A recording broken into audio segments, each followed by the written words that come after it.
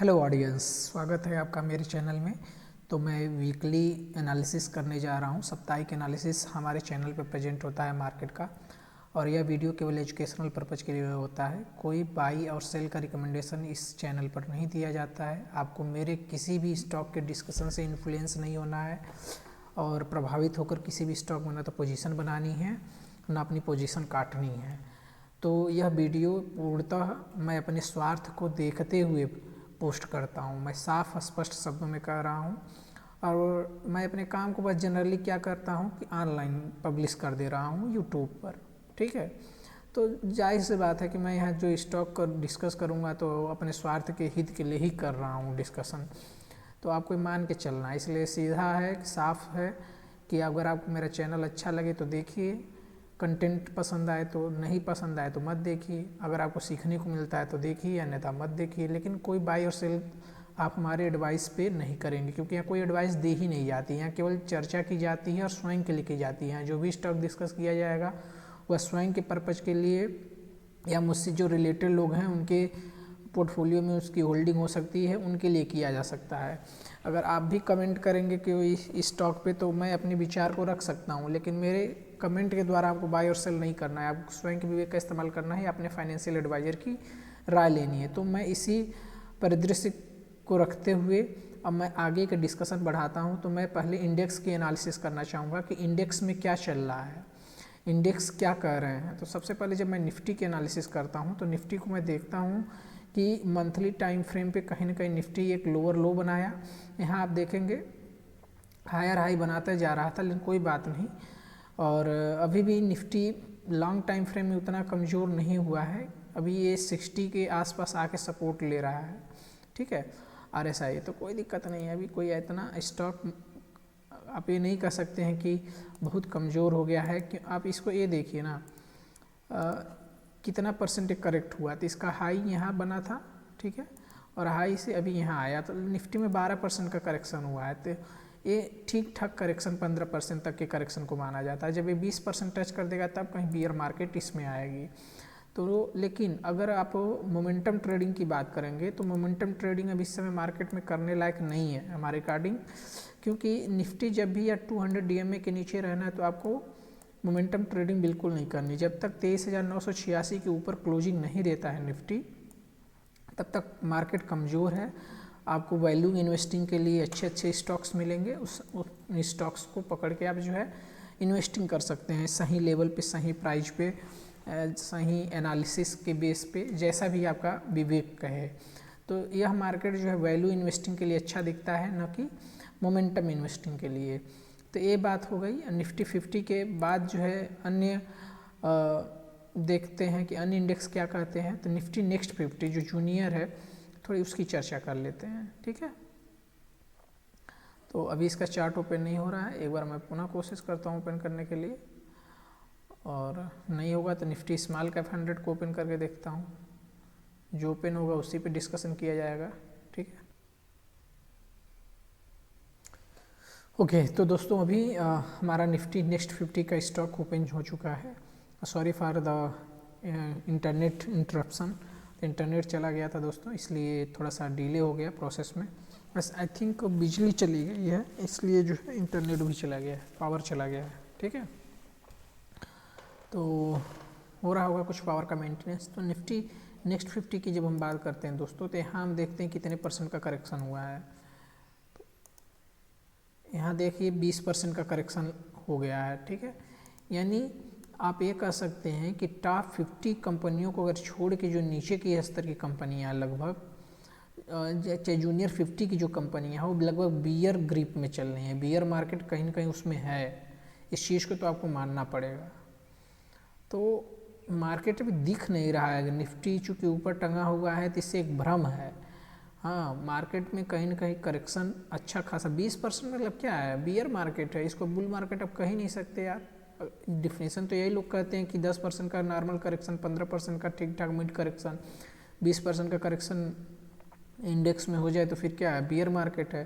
तो आप खुद देख लीजिए कि निफ्टी 50 की जो कंपनियां हैं बियर मार्केट में है, इसलिए आपको लॉस हो रहा है। इसलिए पहले इंडेक्स की एनालिसिस करना बहुत ज़रूरी है। अब देखते हैं निफ्टी स्मॉल कैप क्या करता है।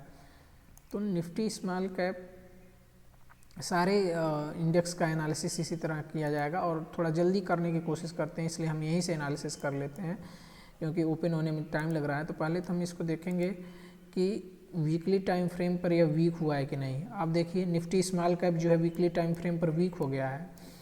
अब स्मॉल कैप वीक होने का मतलब समझते हो, वीकली टाइम फ्रेम पे देख रहे हो डबल टॉप पैटर्न, ठीक है, और यहाँ इसका एग्जीक्यूशन हो गया डबल टॉप पैटर्न का।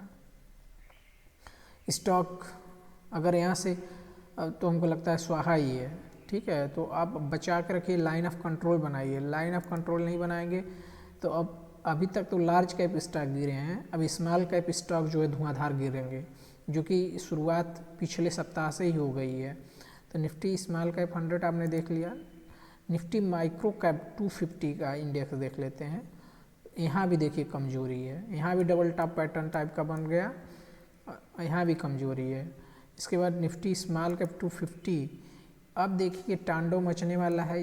जो छोटे कंपनियाँ थी अभी तक उसमें कहीं ना कहीं मजबूती थी, स्ट्रेंथ थी, वो टिक रही थी। भले लार्ज कैप कंपनियाँ जो हैं जैसे कि एशियन पेंट या रिलायंस या इंडसइंड बैंक, ठीक है, ये सब 30% से ज़्यादा नीचे डाउन गिर गए, लगभग हो गए थे। अब स्मॉल कैप कंपनियाँ इसी तरह गिरने वाले हैं। तो स्मॉल कैप में यदि आपका निवेश है तो बहुत केयरफुल रहिए, बी केयरफुल। निफ्टी बैंक तो ऑलरेडी कमज़ोर है, केवल निफ्टी आईटी इस समय स्ट्रांग है। आप चाहें तो इस पैसे को रोटेट कर सकते हैं आईटी इंडेक्स की तरफ, और वो भी आईटी इंडेक्स में किधर, लार्ज कैप कंपनियों में, ठीक है, क्योंकि ये कमज़ोर नहीं हुआ है। बाकी का सारी स्टॉक, सारे सेक्टर कमज़ोर हैं। स्मॉल कैप कंपनियों में तांडव मच सकता है, केवल निफ्टी आईटी इस समय स्ट्रांग है। जो कमज़ोर समय में मजबूत है वही मजबूत समय भी मजबूत रहेगा। फाइनेंशियल सर्विस भी कमज़ोर हो चुका है। निफ्टी फार्मा देखते हैं, निफ्टी फार्मा भी कमज़ोर नहीं हुआ है, स्ट्रांग है, लेकिन इसका एक बन रहा है आपका 21373 लाइन ऑफ कंट्रोल। अगर इसके नीचे जाएगा तो फार्मा भी कमज़ोर हो जाएगा। जब तक इसके ऊपर बना है 21373 के, तब तक फार्मा स्ट्रांग है। यानी ये लाइन आप मान के चलिए, इसके ऊपर जब तक है, इसके नीचे क्लोजिंग साप्ताहिक नहीं आती है, ये स्ट्रांग है, अन्यथा इसमें भी डबल टॉप बनेगा और ये कमज़ोर हो जाएगा। निफ्टी फार्मा के बाद एफएमसीजी देखते हैं। तो एफएमसीजी नेट चला गया क्या यार, देखिए जब यहाँ लाइन बनने लगे ना तो सोच लीजिए कि नेट गया, और नेट की आज बड़ी समस्या हो रही है दोस्तों। कोई बात नहीं, थोड़ा सा पेशेंस रखिए, अच्छी एनालिसिस चल रही है। आपको ये पता चल जाएगा कि कौन सा इंडेक्स या कौन सा सेक्टर मजबूत है। जैसे कि आईटी निकल के आया, फार्मा निकल के आया, ठीक है। एफएमसीजी देखते हैं, ओपन करके कोशिश कर रहे हैं एफएमसीजी ओपन करने का, और हो जाएगा तो ज़रूर प्रदर्शित किया जाएगा। तो निफ्टी एफएमसीजी नहीं ओपन हो रहा है, कोई बात नहीं, ऑटो ओपन करके देखते हैं। तो निफ्टी ऑटो कमज़ोर है, आप एफएमसीजी ओपन करते हैं।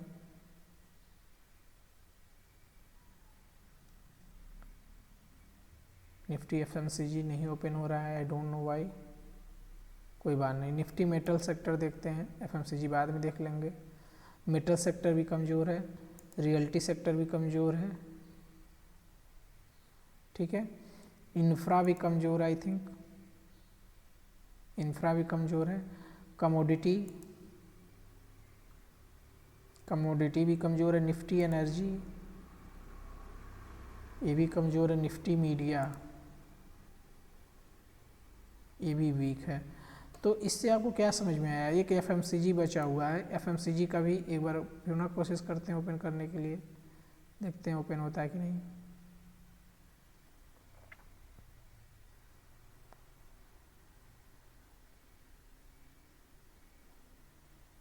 या निफ्टी एफएमसीजी से क्या इसको दिक्कत है, उसका चार्ट ही नहीं ओपन हो रहा है, बाकी सारे ओपन हो जा रहे हैं।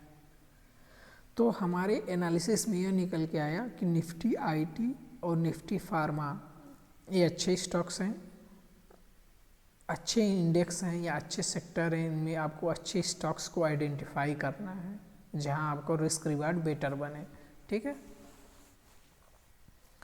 और एफएमसीजी सेक्टर का चार्ट ओपन ही नहीं हो रहा है, I don't know what is the problem, okay. क्योंकि देखिए फार्मा तुरंत ओपन हो गया, एक बार पुनः एफएमसीजी ओपन करने की कोशिश करेंगे, और नहीं भी ओपन हो रहा है तो मैं बता देता हूँ कि ये भी वीक है, ठीक है। आप बाद में ओपन करके देख लीजिएगा।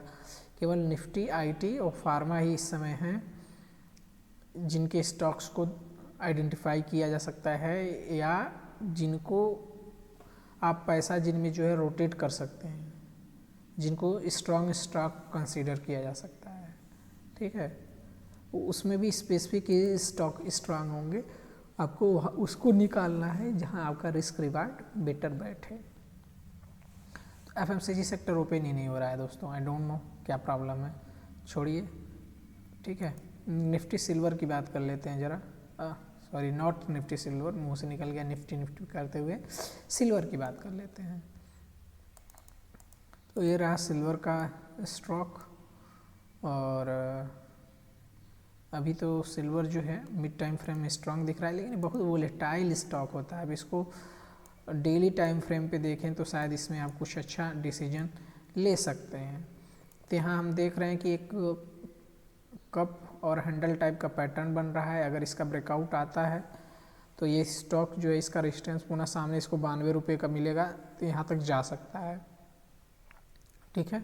तो मैं क्या करूँगा, मैं इसको, मेरे पास पहले से होल्डिंग है, मैं इसको 90 रुपये 80 पैसे या इस रेजिस्टेंस पे, इन दोनों पे 50-50% मैं बेचने की कोशिश करूँगा। और पुनः इसको जो है अगर मुझे 87.89 तक मिलेगा, 87.9 तक पुनः 50% यहाँ परचेज करूँगा, और 84.98 पे पुनः 50% परचेज करूँगा। तो हमारा खुद का विचार है सिल्वर ETF पे सिल्वर ट्रेड करने के लिए। और आप चाहें तो क्या कर सकते हैं, आप ये देखिए कि कौन सा इंडेक्स सबसे ज़्यादा कमज़ोर है। तो वैल्यू इन्वेस्टिंग अगर करना चाहते हैं, स्टॉक कहाँ तक गिरेगा ये किसी को नहीं पता होता है। तो जब भी अगर आपको वैल्यू इन्वेस्टिंग करनी है तो आप एक काम कर सकते हैं कि उस इंडेक्स को देखिए जो सबसे कमज़ोर है, उस इंडेक्स में आप पैसे लगाइए, ठीक है। क्योंकि इंडेक्स तो कभी ना कभी बढ़ जाएगा, स्टॉक बढ़ के पुनः हाई मारेगा कि नहीं, जब अगर उसका बिजनेस अच्छा नहीं रन करेगा, जितना कि आज के डेट में किया था, चाहे प्रीवियस डेट में किया था, उससे बेटर नहीं करेगा तो कैसे हाई मार सकता है।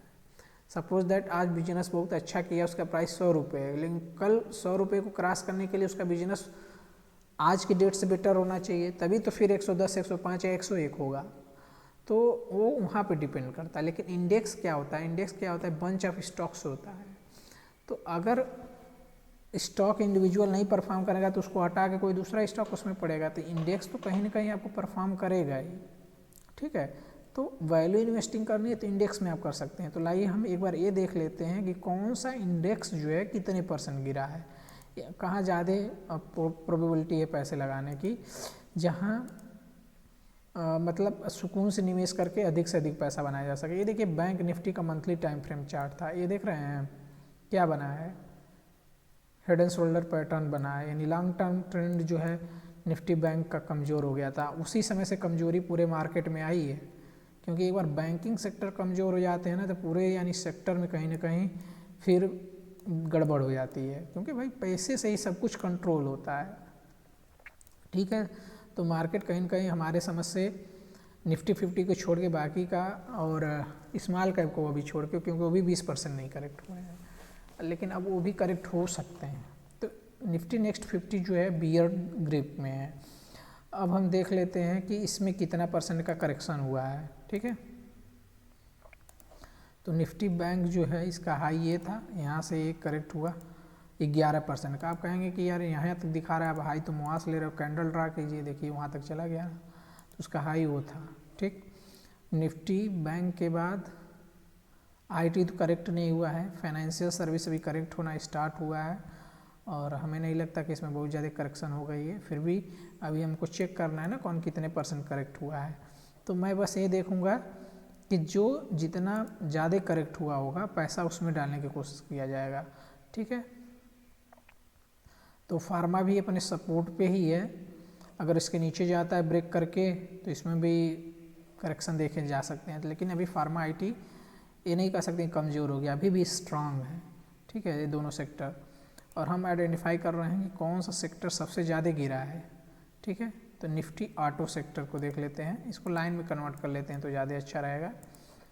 तो निफ्टी ऑटो सेक्टर ये देखिए 20% तो ऑटो सेक्टर आपका गिरा है। ठीक है, यानी ऑटो सेक्टर की ज़्यादा पिटाई हुई है। एफएमसीजी सेक्टर खुलेगा क्या? खुल जाए तो फिर चर्चा कर लिया जाए इसका। निफ्टी फार्मा नहीं खुल रहा है, क्या करें? एक बार यहाँ देखते हैं खुलता है क्या।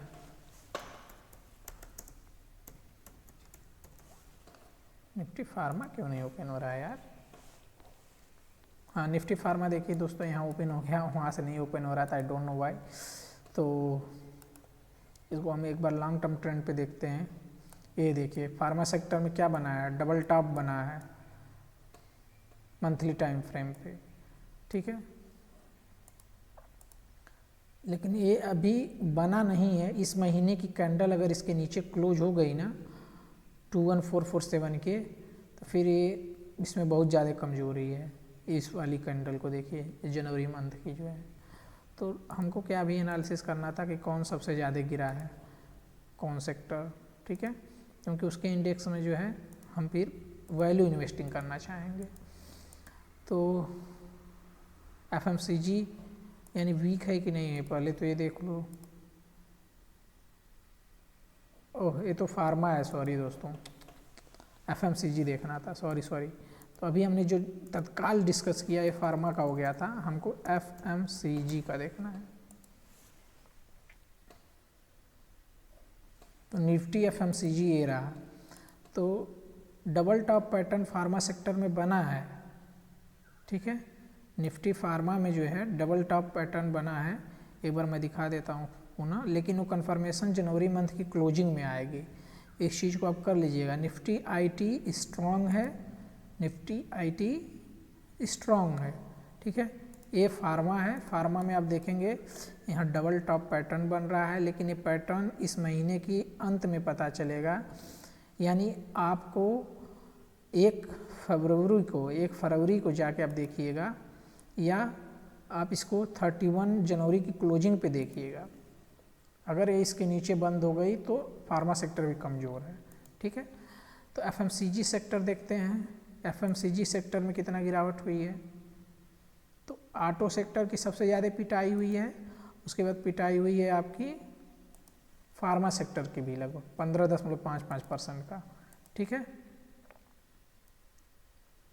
ऑटो सेक्टर की पिटाई हुई है, उसके बाद एफएमसीजी सेक्टर की पिटाई हुई है। एफएमसीजी यहाँ स्क्रीन पे देखिए, एफएमसीजी की पिटाई हुई है। ठीक है, तो अब हम देखते हैं मेटल सेक्टर की कितनी पिटाई हुई है। मेटल सेक्टर भी कोई खास नहीं गिरा है। नहीं, मेटल सेक्टर भी गिर गया है खास। अरे साला, ये देखिए ये भी 17% से अधिक का गिरा है। ठीक है, इसलिए इंडेक्स का एनालिसिस बहुत करना ज़रूरी है कि कहाँ पैसा किस स्टॉक की पिटाई हो रही है, कहाँ वैल्यू इन्वेस्टिंग बनेगी, कहाँ मोमेंटम इन्वेस्टिंग बनेगी। ये नहीं आप समझेंगे तो ओहो, ये देखिए रियल्टी सेक्टर की तो और ज़्यादा पिटाई हुई, 26% डाउन रियल्टी सेक्टर। तो अभी क्या क्या सबसे ज़्यादा पिटाई हुई? रियल्टी सेक्टर, उसके बाद ऑटो, फिर मेटल और एफएमसीजी। निफ्टी इंफ्रा को देखो, लाइए इंफ्रा को देख लेते हैं।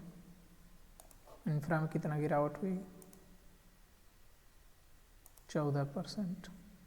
Commodity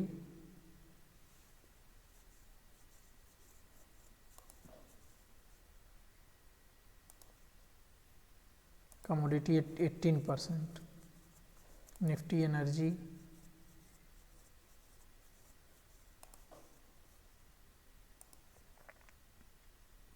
26%। Nifty energy okay. Nifty media, Nifty media तो मतलब खास कोई बढ़ा ही नहीं था, पूरे बुल मार्केट में ही नीचे था, ऐसे सेक्टर को इग्नोर करो, ठीक है। तो अब हमको क्या पता चला दोस्तों कि रियल्टी, इंफ्रा, कमोडिटी, एनर्जी और मेटल, ऑटो, ये सारे सेक्टर जो आने से नीचे हैं कि इनकी ज़्यादा पिटाई हुई है, ठीक है। तो क्या इसके कमोडिटी का कोई ETF मिलता है क्या? देखो तो COMMODI कमोडिटी ETF है क्या कोई?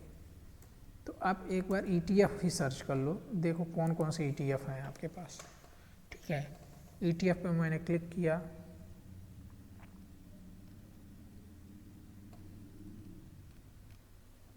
नहीं पता चल रहा है ETF। तो आप कर सकते हैं, कमोडिटी का कोई म्यूचुअल फंड हो ना तो आप उसमें कर लो, आप चाहो तो कर सकते हो निवेश, ठीक है। या आप वो नहीं करना चाहते हो तो एनर्जी सेक्टर भी तो ज़्यादा पिटा हुआ है, ये देखो एनर्जी सेक्टर 26% की पिटाई एनर्जी सेक्टर की आपकी हुई है, ठीक है। तो एनर्जी का अगर देखो कि कोई म्यूचुअल फंड जो एनर्जी से केवल रिलेटेड है, ठीक है, ENERGY,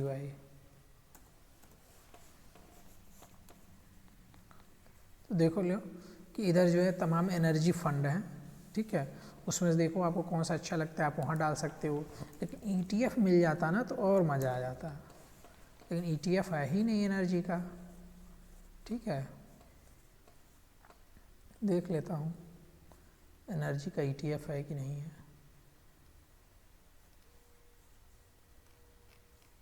नहीं है, एनर्जी का ETF नहीं है ना। म्यूचुअल फंड पर मैंने क्लिक करके रखा हुआ था, सॉरी।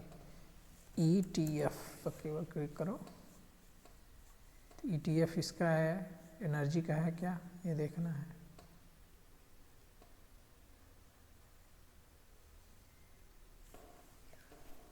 और जैसे IT ETF है, जैसे BB ETF है, इसको देखना पड़ेगा कि किस चीज़ का है ETF, ठीक है।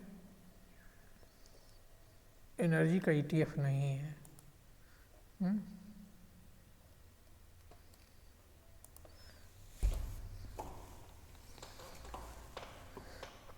ऐसे ही एनालिसिस करना पड़ता है, ये भी एक तरह का रिसर्च है, ठीक है।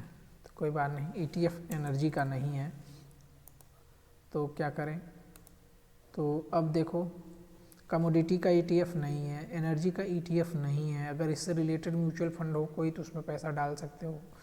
मीडिया इग्नोर ही कर दो, क्योंकि जब बुल मार्केट में नहीं चला तभी क्या कुछ घंटा चलेगा। इंफ्रा भी कमज़ोर है, इंफ्रा का भी कोई ETF नहीं है, रियल्टी का भी कोई ETF नहीं है, लेकिन मेटल और ऑटो का शायद ETF है, ठीक है। तो देखता हूँ मेटल ETF, ये देखो मेटल ETF है, ठीक है। थोड़ा हम इसका वो देख लेते हैं, metal ETF market depth, create GTT आ रहा है, नहीं ये नहीं देखना था, ये देखो तो ये भी नहीं देखना था यार, एक मिनट, सीधा गूगल करो मेटल ETF,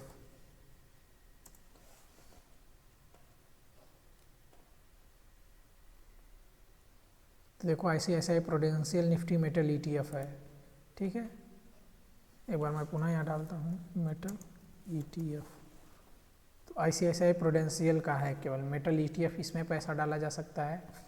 एक बार मैं पुनः मेटल ETF का चार्ट दिखा देता हूँ, ये देखिए मेटल ETF का ये चार्ट था, ठीक है। और मैंने क्या कहा, निफ्टी मेटल कमज़ोर है, ठीक है। तो इंडेक्स में आप निवेश करना चाहते हो तो निफ्टी मेटल कितना कमज़ोर है, 17% है केवल, तो आप उसको करो। या तो निफ्टी ऑटो को देख लो, निफ्टी ऑटो उससे भी ज़्यादा कमज़ोर है, 20% का करेक्शन हुआ था। क्या ऑटो का ETF है, तो यहाँ डालो ऑटो ETF, हाँ देखो ICICI प्रूडेंशियल का ऑटो ETF भी है, तो ऑटो ETF में पैसे लगाए जा सकते हैं। तो सबसे बेस्ट हमको नज़र आया ETF में ऑटो ETF। म्यूचुअल फंड में अगर इस समय जाना चाहिए तो आप एनर्जी सेक्टर को, अगर कोई रिलेटेड हो म्यूचुअल फंड तो आप उसको पकड़ सकते हो, ठीक है। आज मेरी एनालिसिस यहीं मैं स्टॉप करना चाहूँगा इस एनालिसिस को। और यह एनालिसिस मैं एक बार कंक्लूड करना चाहता हूँ कि क्या क्या आपको इससे सीखने को मिला, कि आप ये देखें कि मार्केट का ट्रेंड कैसा है, मार्केट कमज़ोर हो रहा है कि क्या हो रहा है। कि तो मैंने पाया कि निफ्टी नेक्स्ट 50 यानी जूनियर बीच जो है बियर ग्रिप में चल रहा है, बल्कि निफ्टी 50 जो है अब ज़्यादा बियर ग्रिप में नहीं, लगभग 12% के करेक्शन हुए हैं। स्मॉल कैप जो स्टॉक्स हैं उसमें अब करेक्शन और ज़्यादा होने की संभावना बढ़ गई है और ज़्यादा वो करेक्ट हो सकते हैं। तो उनमें आपको सचेत रहना है, प्रॉपर लाइन ऑफ कंट्रोल बनाना है और एग्जिट कर जाना है। कभी ये नहीं रहना है कि बाउंस बैक कर जाएगा तो हम निकल जाएंगे। बाउंस बैक के चक्कर में इतना गिर जाएगा कि धुआं निकल जाएगा और लास्ट में जाके निकलोगे, मतलब अभी 10% लॉस पे नहीं निकल पाओगे, लेकिन वही जो है 30% लॉस पे निकल जाओगे। तो ये हमारी व्यक्तिगत राय रही इस पर। तो अगर आपको मेरा कंटेंट पसंद आए तो लाइक से सब्सक्राइब करें। वीडियो केवल एजुकेशनल पर्पज़ के लिए था, जिसमें पूरे मार्केट को देखा गया, सेक्टर को देखा गया, जिसमें निफ्टी आईटी जो है स्ट्रांग सेक्टर के रूप में निकल के आया। फार्मा भी स्ट्रांग है, लेकिन फार्मा का कंफर्मेशन इस मंथ की क्लोजिंग के आधार पे होगा। ठीक है, अब इसके बाद मैं स्टॉक की एनालिसिस करूँगा और स्टॉक एनालिसिस के लिए एक सेपरेट वीडियो पोस्ट किया जाएगा। तो चलिए, धन्यवाद। लाइक कीजिए, शेयर कीजिए, सब्सक्राइब कीजिए।